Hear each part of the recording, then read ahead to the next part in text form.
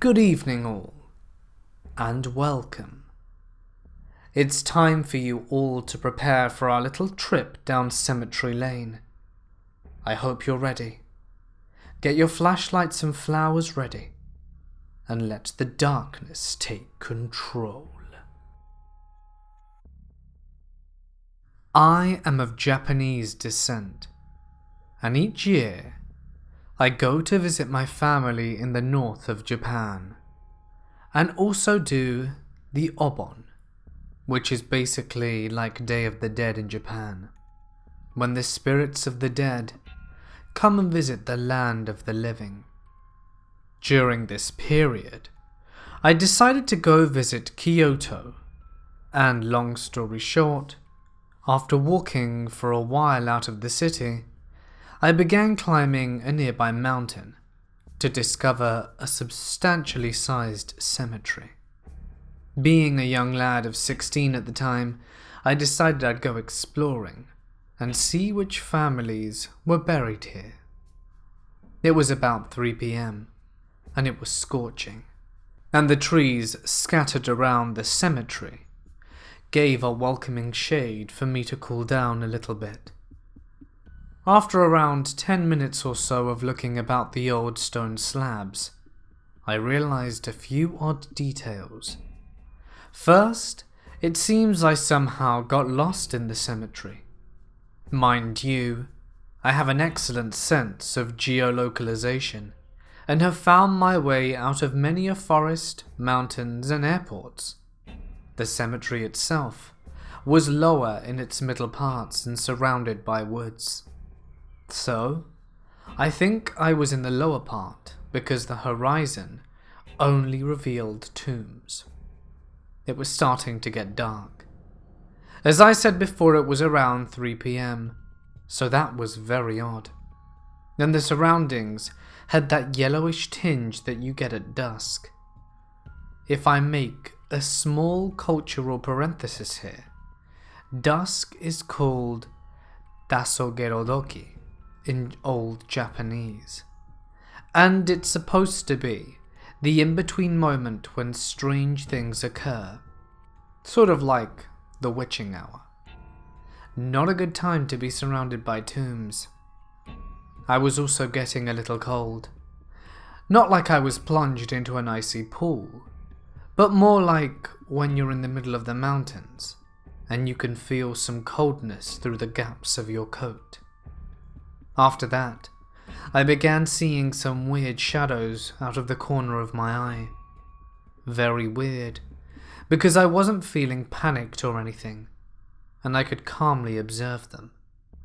It was moving like these old lava lamps, very deliberately, and sometimes looked a bit human in shape, or like huge faces. I was walking towards it, because I thought if it could harm me physically, I could certainly punch it. But it was fluttering and almost mirage-like. After a while, I started to feel like I was in danger. I was getting colder and colder, and at that moment I saw a monk who was very surprised to see me there, because the cemetery was supposed to be closed at this hour. He took me back to the entrance, and I told him it was open when I got in. He informed me that he had been by the entrance all day and never saw me come in. I assumed that he thought I vaulted the wall or something, so I told him everything I saw and felt. He seemed very surprised at first, and then told me to look at the hour. It was 6:10 p.m. That means I was in there for over 3 hours. He told me I shouldn't come there whilst the sun was setting, and that I could have been taken away by the kamikushi. Anyway, that was a very weird experience. The cemetery was east of Kyoto, near the Shogunzuwa Mountains. And just a word of caution to you all. It's best not to wander into Japanese cemeteries, because it's not a place for tourists, but of respect. I was visiting my girlfriend and her family in Lawrence for the holidays when we decided to go to Stull Cemetery one night. It was about 20-ish minutes away from her home. Her father always likes to go exploring, and her parents are night people, which I love. So every day, none of us would go to bed until 5 a.m. the next morning. That night, we decided to go. We left around 4 a.m. and her mother decided to stay in. Her father, my girlfriend and I decided to go to Stull. We get there and park next to this church across the street from the cemetery. I was already a little nervous, as her dad warned us of the town allowing people into the cemetery. Apparently, there is a cop usually posted here to make sure that no one trespasses, but there was no cop at this time. When we stepped out of the car, the silence felt heavy, like a weight in the air holding back the wind itself. We left the car and crossed the streets. To my surprise, there was no fence to jump over, or closed gates even. The entrance was open, and we walked through. We passed some of the graves and visited a few. I wondered how recently some of the graves were made, as the ground felt spongy beneath us. It was dark, and we didn't want to attract attention, so flashlights weren't to be used so long as we were so close to the street. Passing the graves, we passed this lone, contorted, dead tree at a bend that took us up a hill. At the top of the hill sat the rubble of the church that used to reside there. According to my girlfriend, the town tore down the church in the 90s because hundreds of people would go and vandalize the property at all points of the year, especially on Halloween. According to local legend, if you threw a glass bottle at the back of the church wall and it didn't break, Satan would appear and drag you to hell. Anyway, the rubble of this church was still there. We walked around it, on it, and moved stuff around looking for interesting signs or trinkets. We found nothing, but these weird scratches on some of the stones along the front perimeter of the rubble. Too organized to be an animal, but could definitely have been some kids fooling around. We looked around for another 20 to 30 minutes and went behind the church towards the creepy looking dead trees and went around some of the bushes surrounding the perimeter. Because it was so quiet, we could hear a car coming from a couple of miles away, so we would turn off our flashlights to ensure that we would not be seen. After a while, my girlfriend found a glass bottle, unbroken, at the perimeter of the church, just lying on the grass. It was an empty Corona bottle. I immediately thought it would be funny to pick it up and place it along the back perimeter of the church, where the back wall would have been, as a future omen to those who come exploring. She called me and her dad over, and so we went. And when she saw that I was going to bend over and pick it up, she turned away. Later, she told me that she couldn't believe I would touch the glass bottle. Her dad was to the left of me pointing a flashlight at the bottle, and my girlfriend was behind me.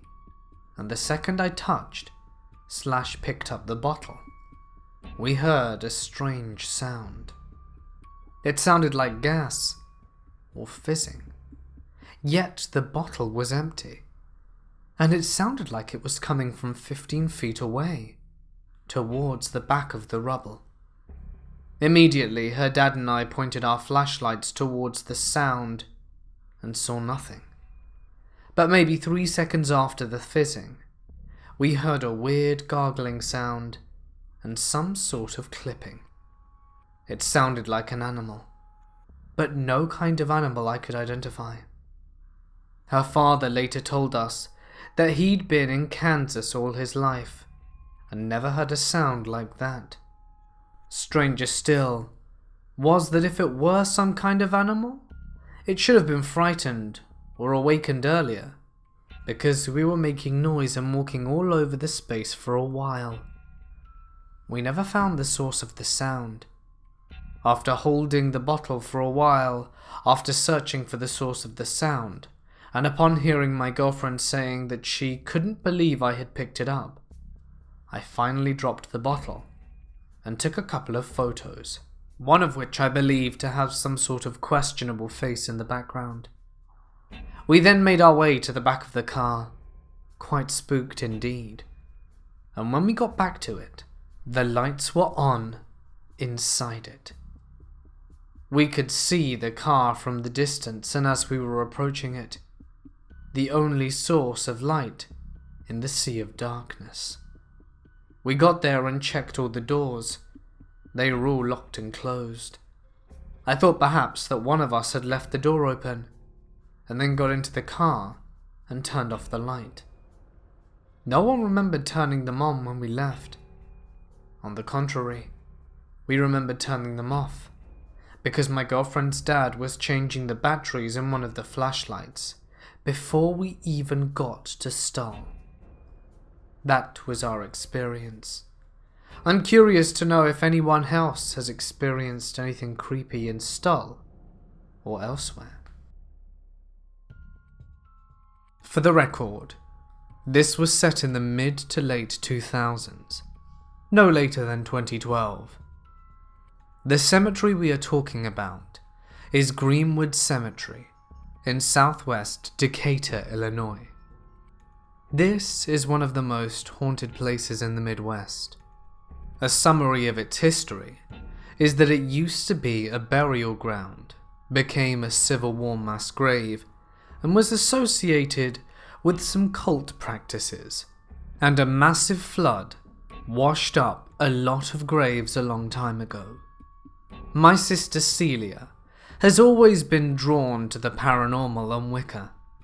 This was a bit of a problem for her, as she was raised by our great-grandparents, who, while very kind-hearted, were also very religious.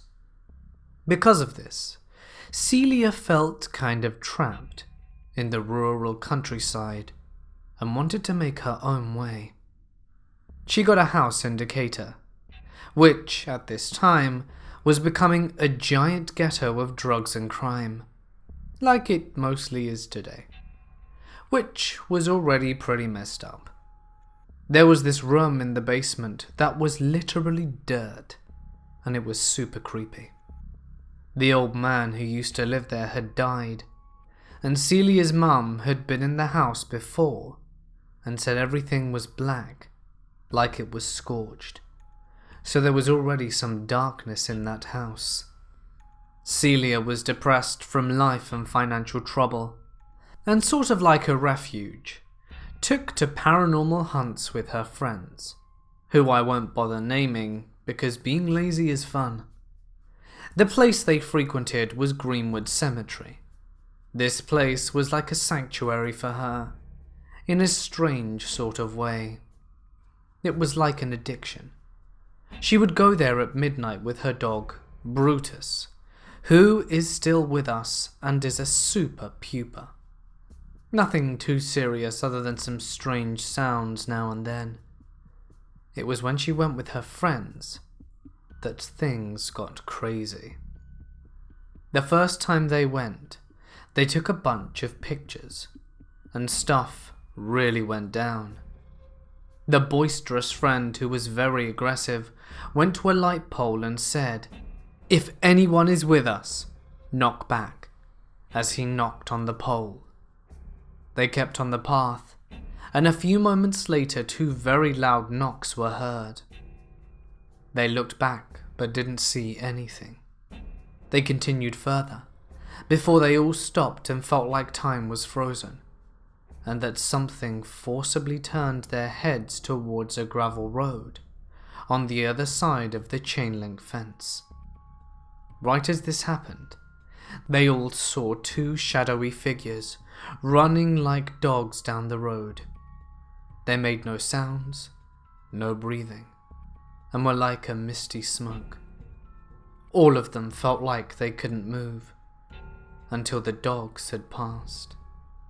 At this point, they noped out of there, literally sprinting a full mile back to the car. Celia did some research and found that some other people had reported seeing dogs before, but that they were apparently a rare sighting. These pictures they took were filled to the brim with orbs of all different colours and sizes, but they never made copies, and those phones have long since broken, so sadly we won't be able to see them. After a while, they built up the courage to go back and went to the worst part of the cemetery, Hell's Hallow. They were acting like dicks and talking about how it wasn't really as they imagined it. They didn't actually believe this, but they were trying to get a reaction, as nothing had been happening.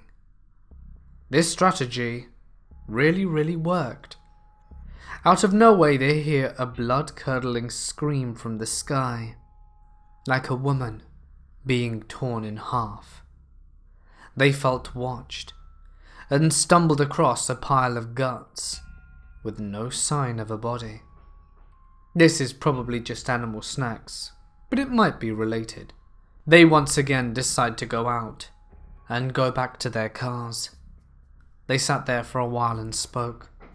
One of Celia's friends had a cat laser on her and was screwing around with it, shining it out of all the windows. As she did this, the tree line lit up with these lights. Celia said they lit up to make a pattern, two white and then a deep red. They certainly weren't flashlights or man-made.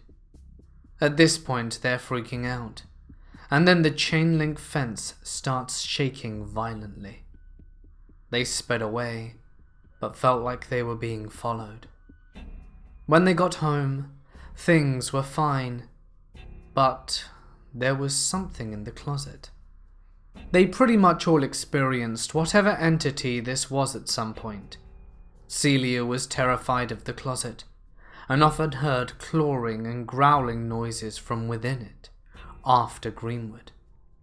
Brutus the dog was always on edge in the house, but his discomfort was getting worse.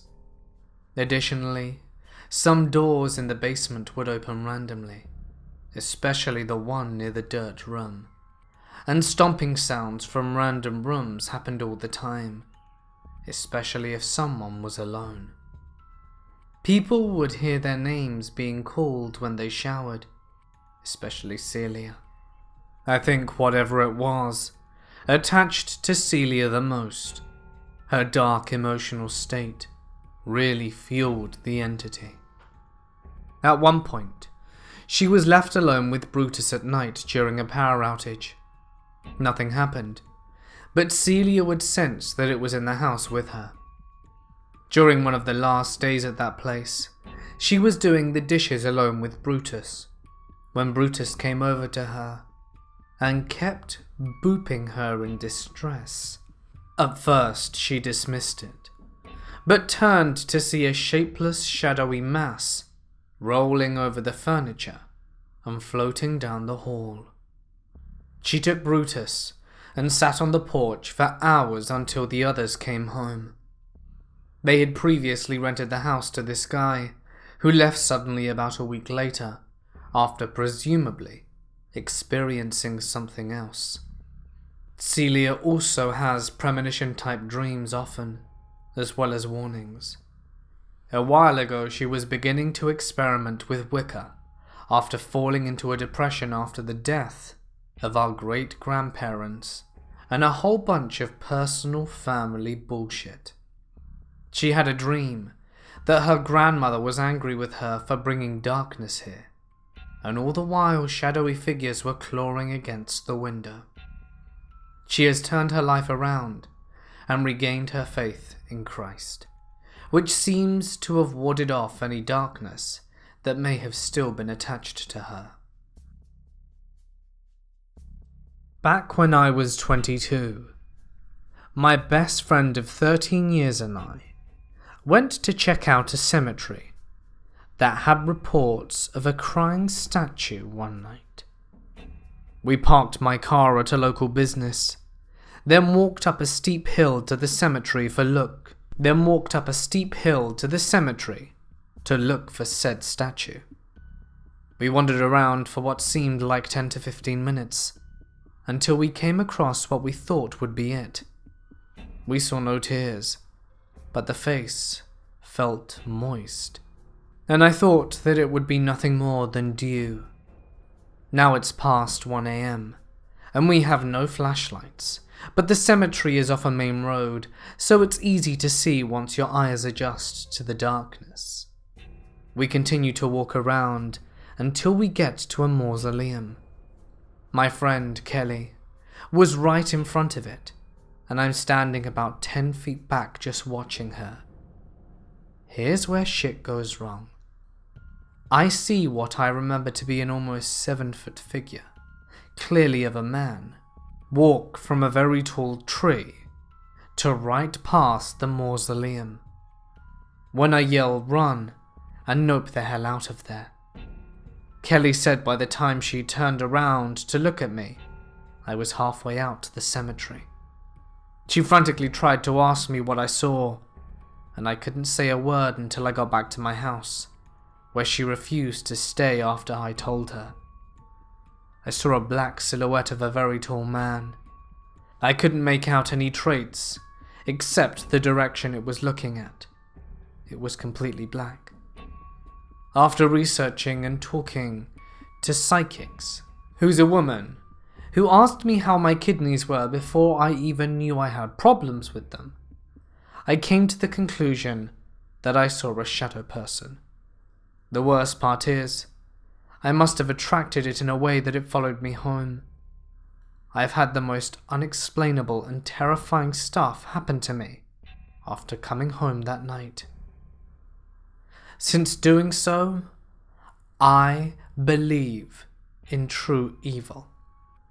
I'm 28 years old, and I'm still being followed.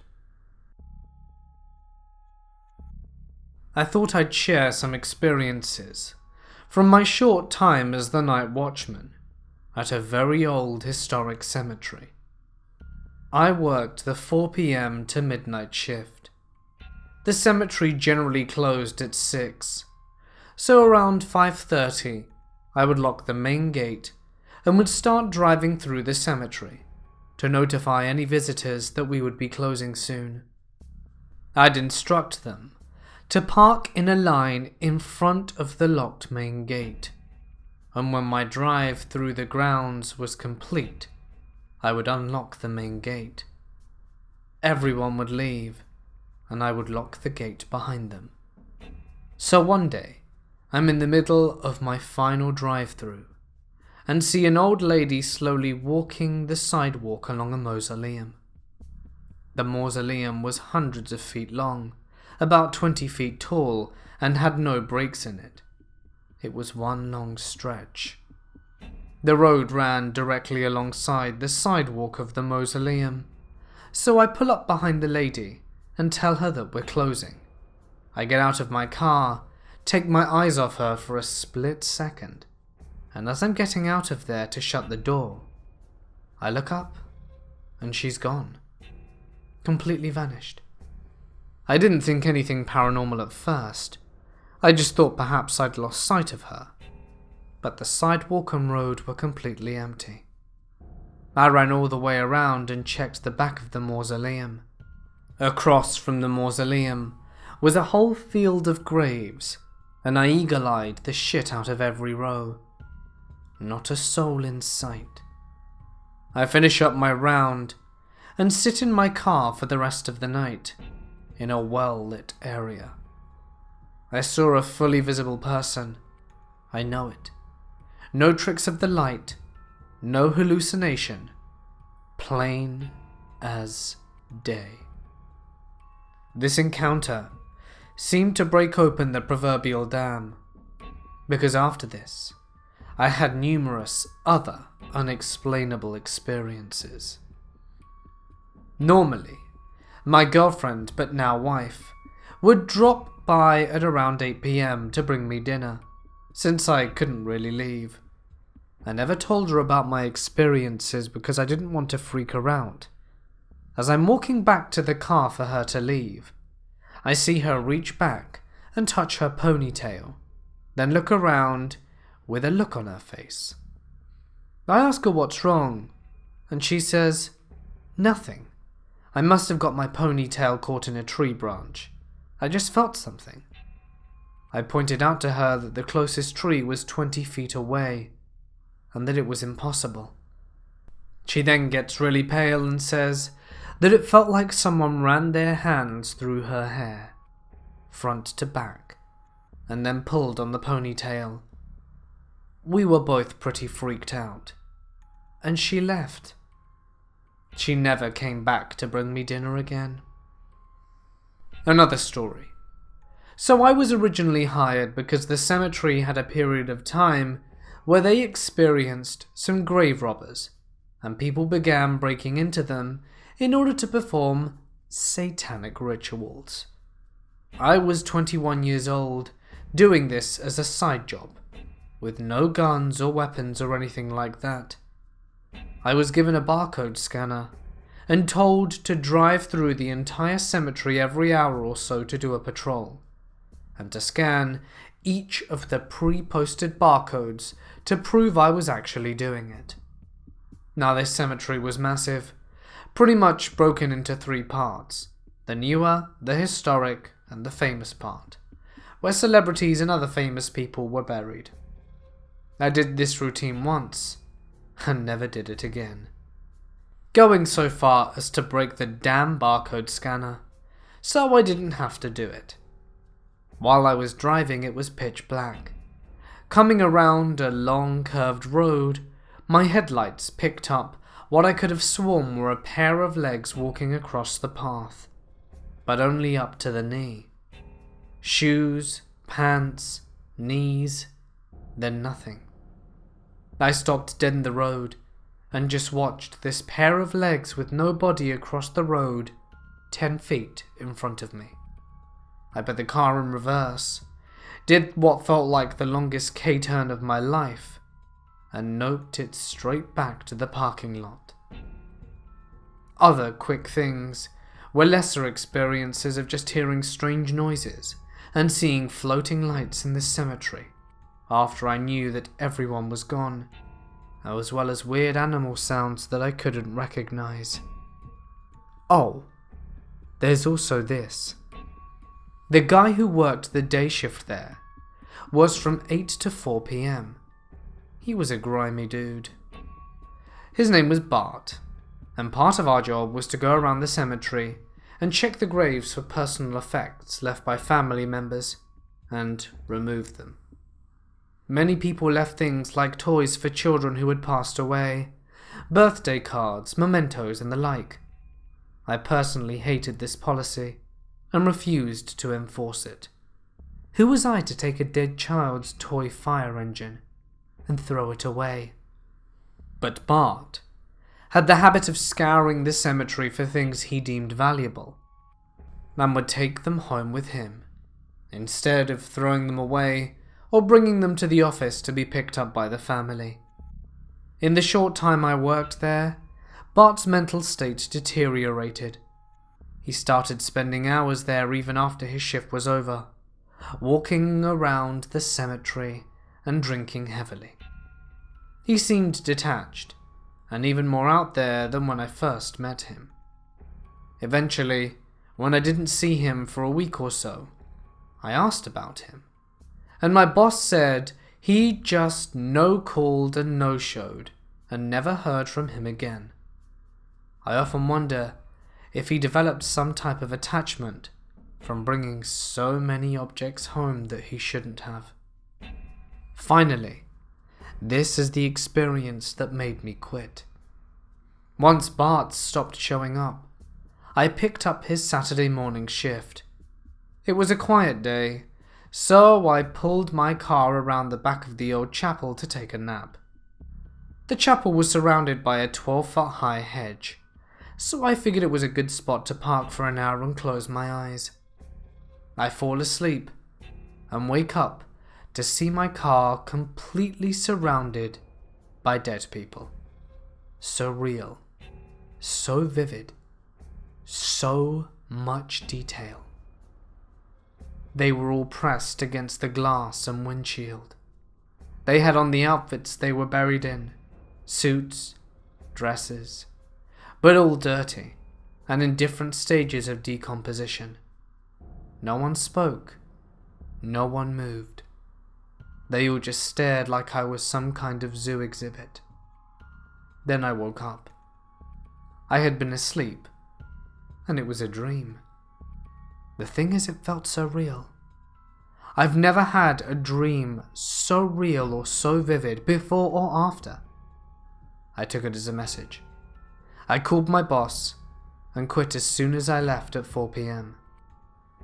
I go back to the cemetery from time to time because I have 3 grandparents and an aunt buried there. I never linger too long though, and make sure I never stay after dark. This happened when I was 16 years old, so it's been almost 3 decades, but I still remember it clearly. That summer, I was spending a lot of time at my friend Matt's house. His parents had both moved out, but hadn't sold the house yet. So we had the place to ourselves 99.9% of the time. There were almost always friends over, and the night this took place, there were at least 5 to 6 of us there. We decided to visit a local cemetery late at night. I won't mention the name, because they have had huge problems with vandalism over the years, and the cemetery is basically off limits, save for relatives of the deceased. Knowing this, we dropped off our friends at the path into the cemetery, and then drove down the main road about a half mile and parked the car. Then Matt and I jogged back to meet them. They were already spooked, and the night had just got creepier from there. We made it up to the cemetery, but barely. It seemed the sounds were coming from everywhere around us. Granted, we were teenagers, so our senses were probably a little overworked, but it felt like we were being watched. Needless to say, we didn't last there long, and everyone came to a unanimous decision that they were too scared to stay. We jogged to the car and drove back to Matt's house, which was a good few miles away in a local neighborhood. Everyone was talking and having a good time, except me. I was a bit emotional. The backstory is long, but to sum it up, the girl I liked at the time liked Matt instead, and she was there that night. So to distance myself from the situation, I went outside to get some fresh air. This was probably at least midnight by then, so the night was quiet and still. I was standing in the street, just basically feeling sorry for myself, and hoping the privacy would allow some time to collect my thoughts, when I turned around and froze in place. There was a mist floating right in front of me. It didn't have a human shape per se, but it was tall and narrow, rather than fog, which tends to be low and wide. This was definitely something abnormal. It was enough to raise the hairs on the back of my neck and completely shut down my fight or flight mode. I was scared stiff. I was no more than 5 feet away. It was just floating there, and I didn't move. Neither did the thing. For what seemed like several minutes, I stood there staring at it, and finally, I turned around and ran back to the house. I immediately told my friends what had occurred, but when they went outside to look, it had vanished. I have no doubt, whatever this was, it had followed me or us from the cemetery. It was the most clearly paranormal experience I've ever had. I've seen many strange things in my life, and labelled many of them as paranormal, but there was normally always an uncertainty about it. In this experience, there was no doubt what I saw. I have always wanted to visit the cemetery again. However, as I got older, I gained more respect for not tromping onto private property, and learned to let sleeping dogs lie. Sometimes it's best not to stir up the dust on an old memory, and just remember it as it was. This occurred on Hallows Eve night, around 8 to 9 p.m. Being a firm believer in the paranormal, I can safely say that this was one of the most psychologically damaging experiences of my life, but at the same time, one of the most addicting. My dad said that he and his former girlfriend went to an abandoned, unnamed graveyard in a remote part of South Carolina. The locals call it Witches and Morlocks, due to the 16s to 1700s graves.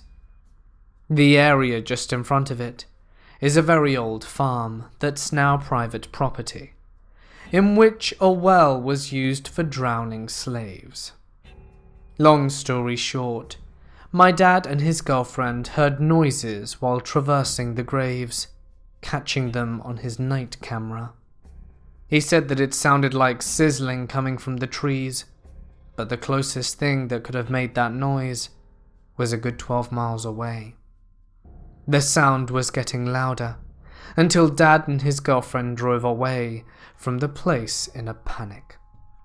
Fast forward 19 years, and my dad and I were driving to the same area as he told me the story about the well. Unfortunately, I couldn't see it due to the darkness. After being scared by a black dog and driving deeper into the old abandoned woods, I began to feel a sense of anticipation. I gazed out into the dimly lit treetops, the gently paved dirt road, and even among the square fences that beyond it housed the fields with the well. I remember seeing something like a pareidolia of hanged bodies, even seeing faces in tall grass. I didn't really think much of it at the time. My dad explained that the deeper you go into the forest, the creepier it gets, and he wasn't kidding. The anticipation was increasing by the minute. We were at the end of the forest, and the abandoned shed of the farm was still visible, and at the corner of my eye, I could see the tips of unmarked graves in the tall crabgrass.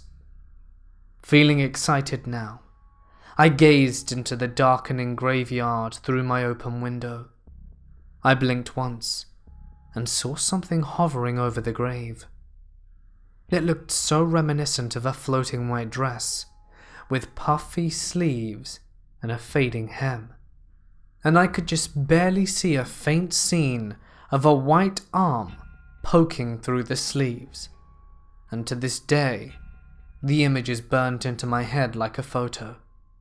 A sickening feeling suddenly destroyed my excitement, and I felt like I was going to throw up so badly.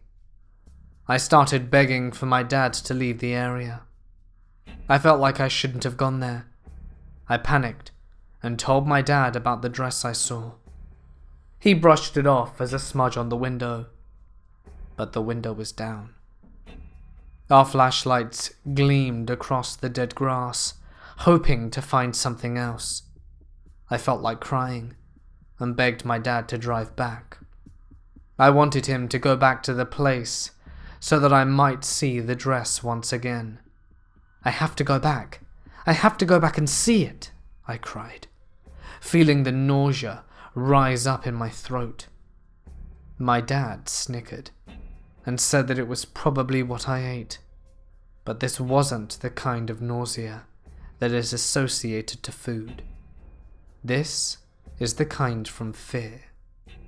Cold fear crawled on my skin, and my blood was frozen. But as I shined a flashlight towards the graves, I saw no dress, no body. It was here. The dress was right here. I pointed to the top of a roughly 3-foot tall grave, breathing heavily and fast.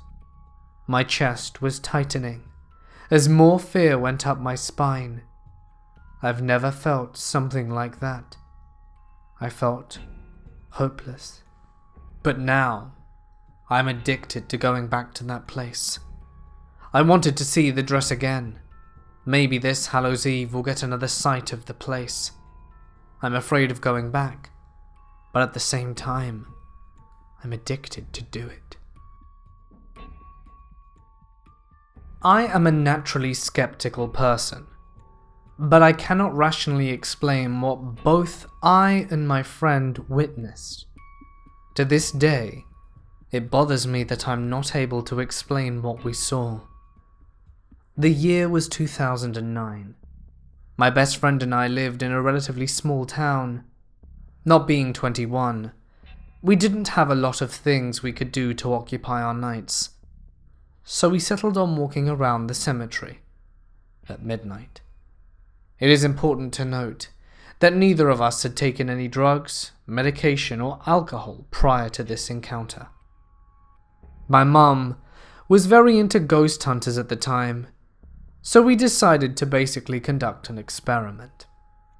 We start saying things like, "If there's anyone here that would like to make contact with us, you can show yourself," while walking through the place slowly. Once we started saying those things, the entire mood of the cemetery seemed to change somehow.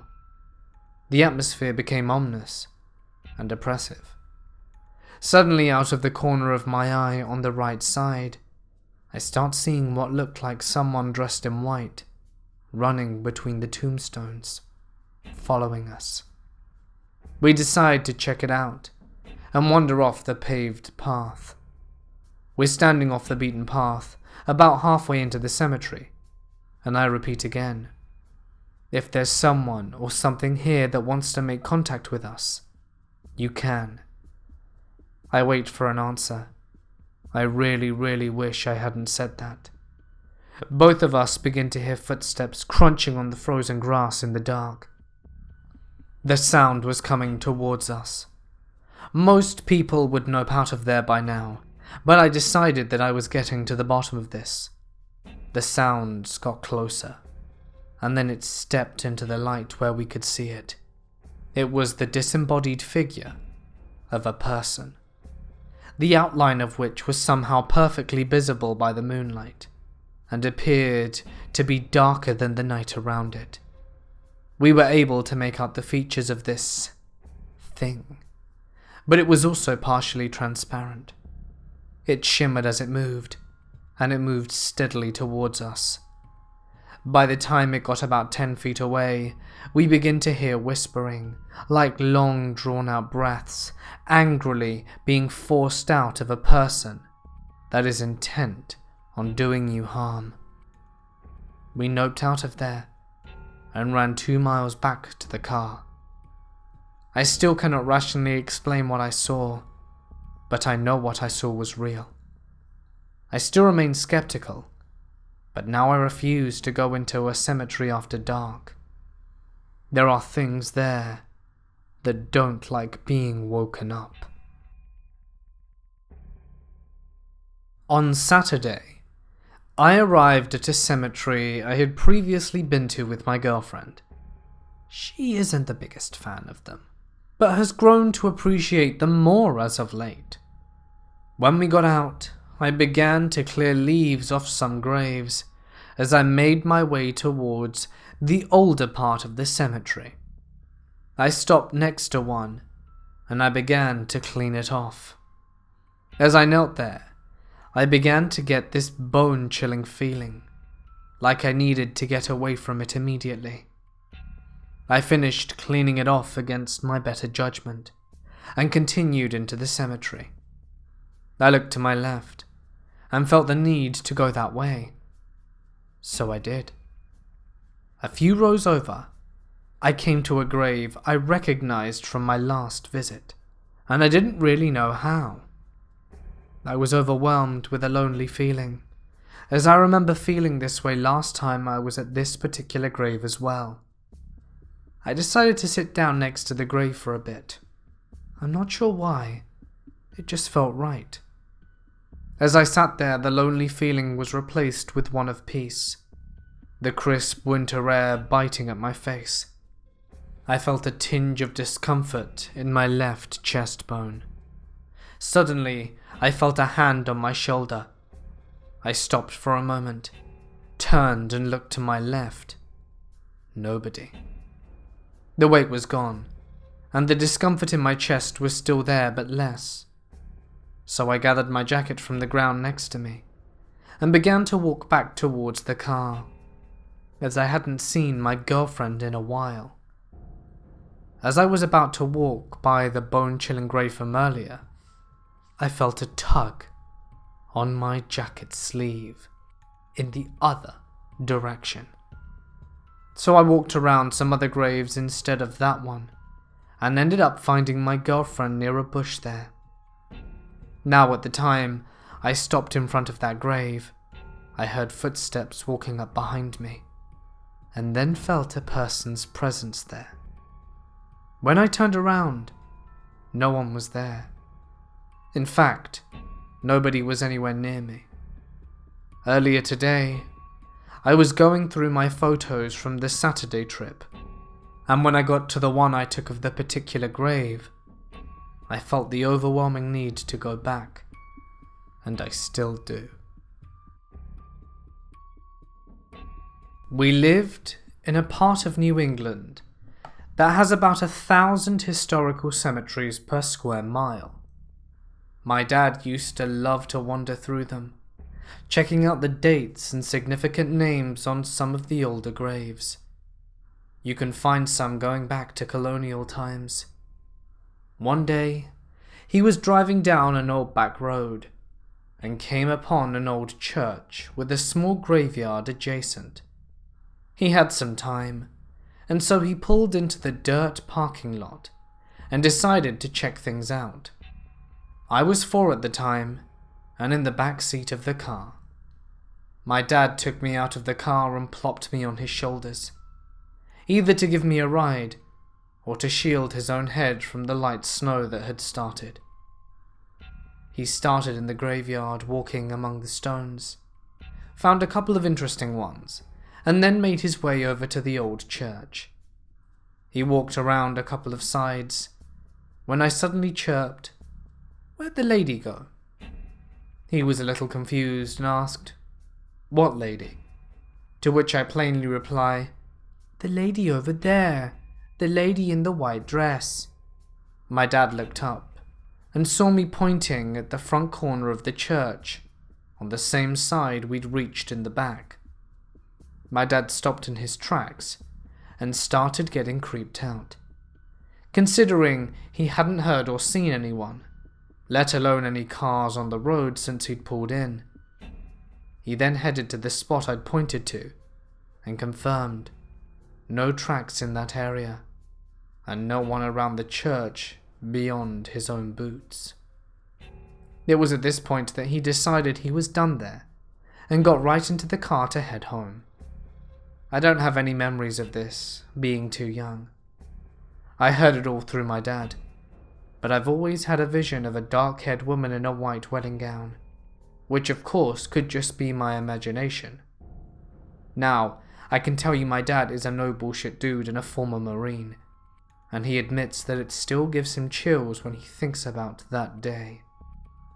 I visited the place a few times as an adult, but beyond creepy vibes, I never saw anything.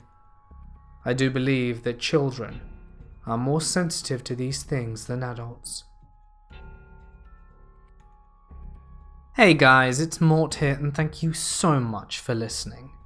I hope you enjoyed this video, and please remember to always respect cemeteries and graveyards.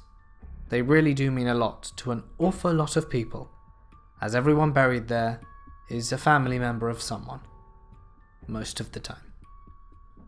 If you enjoyed the video, please don't forget to drop a like and leave a comment with your thoughts, as it helps me out a bunch and means a lot. I would like to get this video to 1,000 comments. If you remember the 1,000 comments challenge, I'd love it if we could do it again. Can we do it again? It would be phenomenal. So if you please and have a keyboard, feel free to smash those keys and let me know what you thought. I'll just leave that as food for thought. But anyway, for now guys, I'm going to sign off. Stay awesome, and I'll see you in the next one.